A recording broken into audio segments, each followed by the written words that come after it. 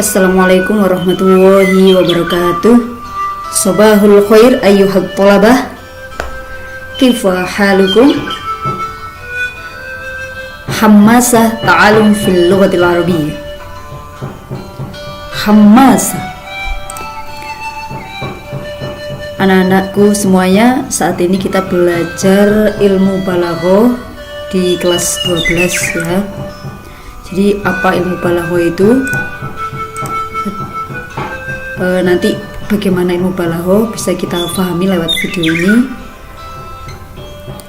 Marilah kita awali pembelajaran kita hari ini dengan membaca basmalah bersama-sama. Bismillahirrahmanirrahim.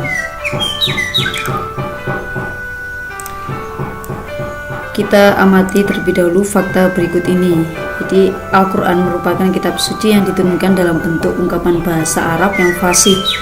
Bagaimana pernyataan Allah Subhanahu wa taala yang tegas dan lugas dalam salah satu ayat Al-Quran, yaitu surat Az-Zumar ayat 28.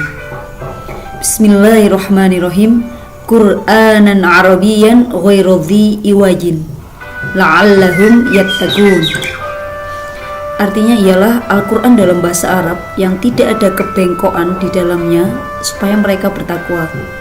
Di Al-Quran itu menunjukkan jalan kita gitu ya, sebagai kalau katanya Fitrop itu manual book dalam kehidupan kita. Maka alangkah baiknya kita sebagai muslim memahami ayat Al-Quran dengan baik. Berikutnya kompetensi dasar yang kita pelajari saat ini itu memahami cara penyampaian serta cara merespon terkait topik. Jadi ayat Al-Qur'aniyah, kemudian hadis nabawiyah, kalamul arabi, syair atau nasr, dengan memperhatikan unsur kebahasaan, struktur teks dan unsur budaya yang sesuai dengan konteks penggunaannya. 4.1 ini menyusun teks dan tulis sederhana dengan merespon stimulus terkait topik dengan memperhatikan unsur bahasaan, struktur teks dan unsur budaya secara benar dan sesuai dengan teks.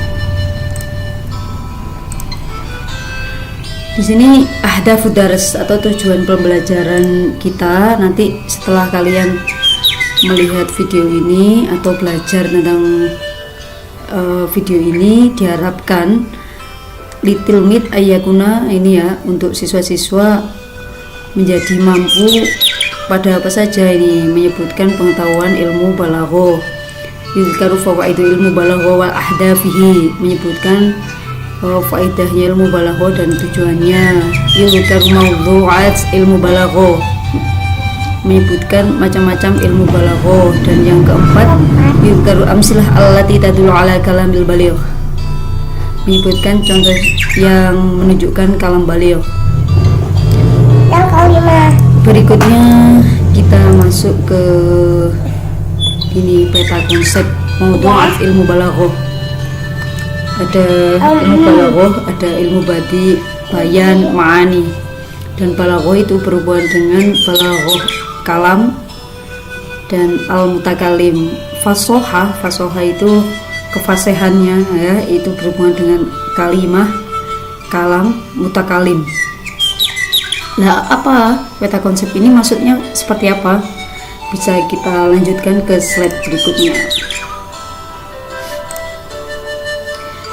Di sini kita mengamati terlebih dahulu ya, ada beberapa contoh di sini. Nawalini bisbaro minal qintor, turidul qalam minal mihfadah. Nah, sebenarnya kata sederhananya itu turidul qalam minal mihfadah. Tapi di sini ada yang mengucapkan menggunakan bahasa lain, nawalini misbaro minal qintor. Nah, ini di sini ada kesulitan dalam pelafalannya ya. Kenapa tidak langsung aja turidul qalam minal mihfadah gitu. Walakum fil qisasi hayatun ya ulil albab la'allakum tattaqun.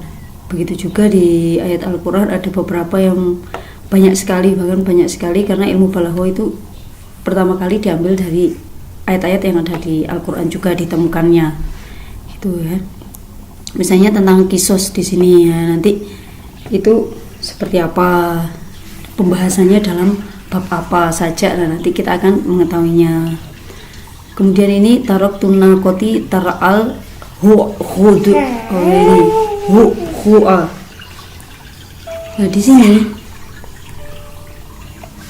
sini juga ada makhrajnya yang kesulitan lah kalau kita mengucapkan hu'a. Lah ini nanti termasuk fasih apa ndak, balaghah atau baligh apa ndak gitu ya. Berikutnya kita langsung masuk ke pembahasannya, yaitu pengertian balaghah secara bahasa, lughatan ya. Ini secara bahasa itu berasal dari kata balagha yang searti dengan wasola atau sampai. Misalnya dalam firman Allah ini, hatta idza balagha asyadda wa balagha arba'ina sanah, sehingga apabila dia telah dewasa dan umurnya sampai 40 tahun.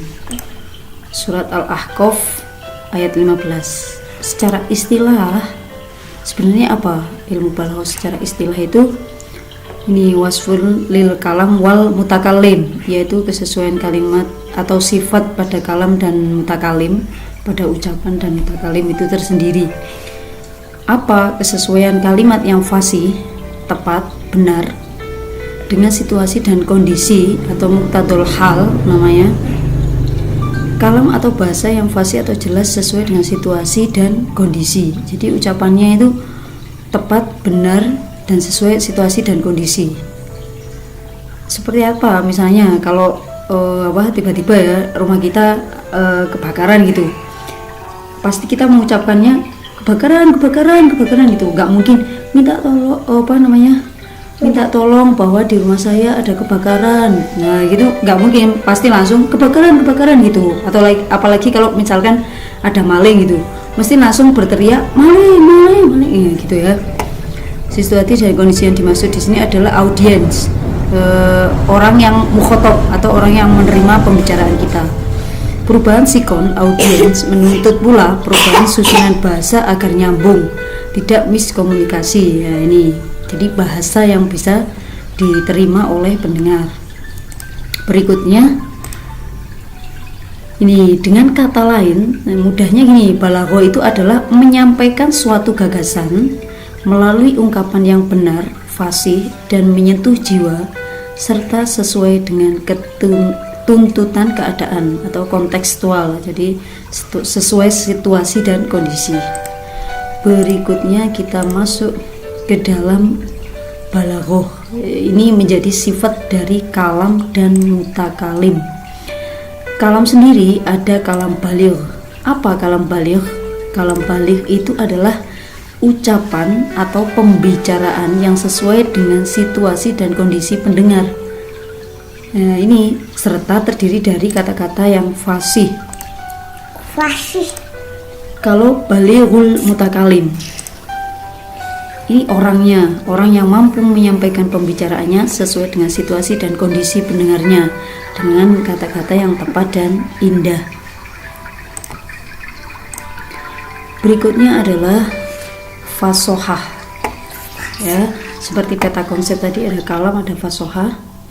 Fasohah mengandung ungkapan yang harus dapat ditangkap oleh lawan bicara.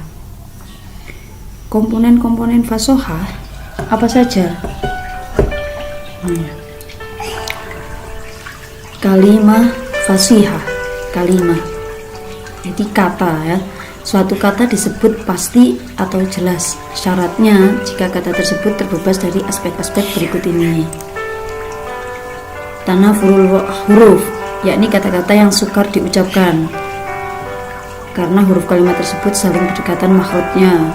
Seperti contoh yang awal tadi ya, dhuh tadi, atau ini al-dush, ini mustashzir ya, ini sulit.